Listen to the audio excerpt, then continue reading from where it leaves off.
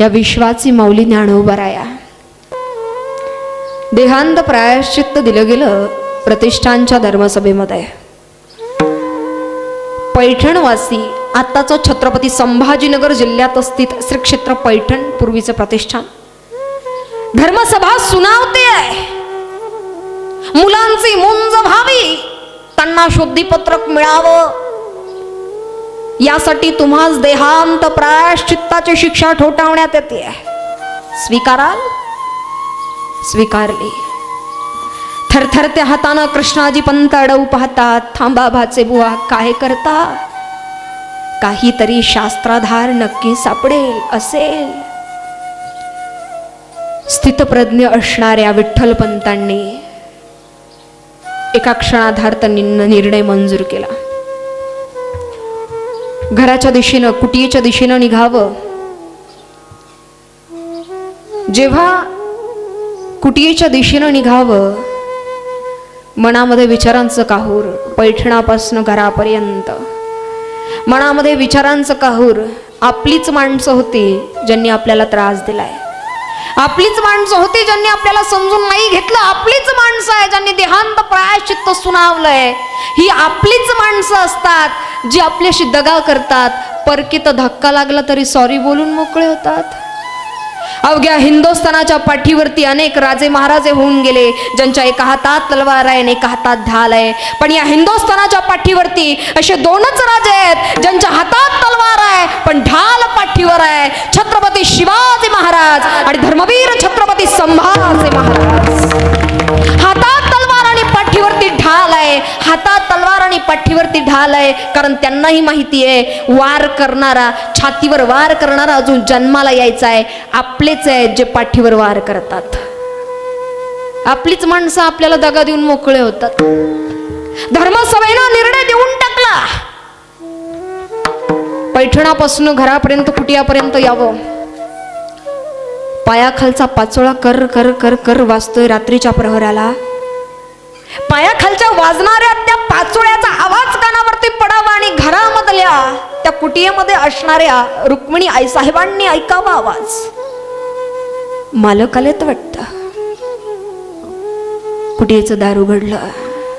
समोर विठ्ठलपंत उभे आहेत. काय झालं? काय झालं प्रतिष्ठानला? मिळालं का शुद्धीपत्रक? देणार म्हटलेत का?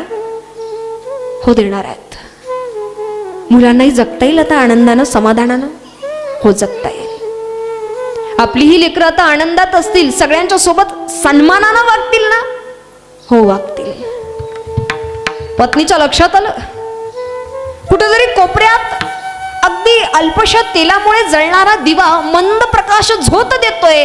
त्या मंद प्रकाशाच्या झोतामध्ये चेहऱ्याची एकच बाजू दिसतेय. चेहऱ्यावरचे भाव ओळखता नाहीयेत पण आवाजाद्वारे पत्नी ओळखते की पतीला कशाचं तरी दुःख वाटतंय. काहीतरी उदासीनता आवाजामध्ये आहे. काय झालंय स्वामी? काय झालंय? कोणी दुखावलं? कोणी बोललंय? रुक्मिणी, मुलांना देहांत, मुलांना शुद्धीपत्रक मिळावं म्हणून मला देहांत प्रायश्चित्त घ्यावं लागेल. मुलांना शुद्धीपत्रक मिळावं म्हणून मला देहांत प्रायश्चित्त घ्यावं लागेल. मला जावं लागेल रुक्मिणी. पायाखालची जमीन सरकली. असं कसं जावं लागेल? मला टाकून पुन्हा जाल? नाही जाऊ देणार यावेळी. मीही तुमच्या सोबत येणार. मुलांना समाजात मानानं जगता यावं म्हणून मीही तुमच्यासोबत देहांत प्रायश्चित्त स्वीकारायला तयार आहे. नको रुक्मिणी, नको येऊ. अगं एक वेळेस बाप गेला तरी चालेल ग पण आईनं जगलं पाहिजे. विठ्ठलपंत सांगता एक वेळेस बाप गेला तरी चालेल पण आईनं जगावं. बाप गेला ना तर आई 17-17, 18-18 वर्ष एकटीनं संसार करते. बापाला नाही ग जमत एकटं राहणं. नाही जमत बापाला एकट्यानं जगणं. मनाची घुसमट होते. लहानपणापासून आई, आजी, मावशी, काकू, लग्नानंतर पत्नी, लेक यांच्या मध्ये वाढणारा पुरुष, शेवटपर्यंत सुनांच्या ताबेदारीत असणारा पुरुष, संपूर्ण आयुष्य स्त्रीनं व्यापलेलं आहे ग. त्याला एकट्यानं राहणं नाही जमत. मनाची घुसमट होते. नाही बोलतायत कोणाजवळ, नाही रडता येत. बाप गेला तरी चालेल पण आईनं जगावं. कारण सकाळी लेकरू उठलं तर लेकरू विचारत नाही आई बाबा कुठे आहेत. लेकरू विचारतं आई कुठे आहे. भूक लागली बापाला नाही शोधत लेकरू, आई शोधत जात आईला, आई भूक लागली ग. रात्री कधीतरी आम्ही उशिरा घरी यावं, बाप विचारतो कुठे गेला होतास, भाऊ विचारतो फोन नाही करता आला, बहीण रागावते तुला सांगून जाता नाही आलं, आई विचारते काही खाल्लं का रे, भूक लागलीये. विठ्ठलपंत सांगतात सगळं करावं पण आईनं जाऊ नये. नाही ऐकलं, हट्टी आहे. पत्नीचा हट्ट मानावा लागला, ठीक आहे जाऊयात. विठ्ठलपंत पत्र लिहितायत, झोपडीच्या कवडीशातनं येणार गार वारं अंगाला झोंबून जातंय, पण त्या झोंबणाऱ्या वाऱ्यापेक्षा अंतःकरणातल्या विचारांचं वारं अधिक झोंबतंय. काय करावं. रुक्मिणी आईसाहेब मुक्ताईच्या शेजारी बसलेल्या आहेत, डोळ्यातनं आसमानच्या धारा वाहत आहेत. अलगट डोकं उचललं, मांडीवरती घेतलं. या लेकरांना ना कसं टाकून जावं प्रश्न पडलाय. मुक्ताईच्या चेहऱ्याकडे बघावं, कुरळे केस, बाणेदार स्वभाव चेहऱ्यावरती प्रतीत होतोय. 2 दिवसापासून बाबांची वाट पाहत पोटात अन्नाचा कण नाही, डोळ्यातनं आसवांच्या धारा आहेत. कुठेतरी गालावर सुकलेले पाण्याचे ओघ दिसत आहेत. मुक्ताईच्या गालाचं चुंबन घ्यावं, डोळ्यातनं आसवांच्या धारा वाहत आहेत. जर माझ्यासारख्या आईला ना वरदान असतं ना, माझ्यासारख्या आईला वरदान असतं की लेकरांना आणखी काही काळ दूध पाजता यावं, तर कमीत कमी माझ्या लेकराच्या पोटाची भूक मी भागवली असती. माझी लेकरं अन्न अन्न करत उपाशी झोपी गेली आहेत. जिवंतपणी हे हाल, आम्ही जर निघून गेलो तर काय होणार. मांडीवरचं मुक्ताईचं डोकं खाली ठेवलं, नको उठली ना तर जाऊ नाही देणार.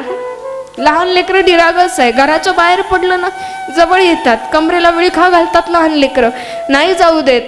आई नको ना ग जाऊ, बाबा नका ना जाऊ. ते निरागस बोल जर माझ्या मुक्ताईच्या मुखारविंदात ना आले ना, तर स्थितप्रज्ञ असणारा बापाची निष्ठा जर डळते, तुम्ही आई आहे मला नाही जमणार. म्हणून मांडीवरचं डोकं खाली टेकवलं, जाते ग मुक्ते. एका आईसाठी लेकीची पाठवणी हा आयुष्यातला फार महत्वाचा क्षण, मला नाही बघता येणार. सोपान काकांच्या चेहऱ्याकडे बघावं, शांत निजलेले आहेत. ब्रह्मदेवाचा अवतार आहे, कर्दळीसारखा देह आहे, काय निराग असता लेकरामध्ये. पण समाजात लेकरांना जगता यावं सुखानं म्हणून टाकून जायची वेळ येणार. चुटू चुटू बोलणारा सोपान सकाळी उठेल, विचारेल दादा आई दिसत नाही, कुठे गेली आहे. काय उत्तर द्यावं ज्ञानानं.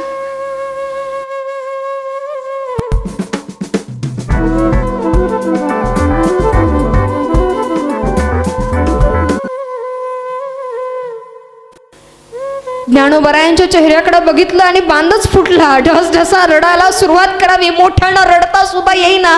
पदराचा बोळा तोंडात कोंबला आणि अक्षरशः धाय मोकलून रडावं आईनं. कसावी सप्रा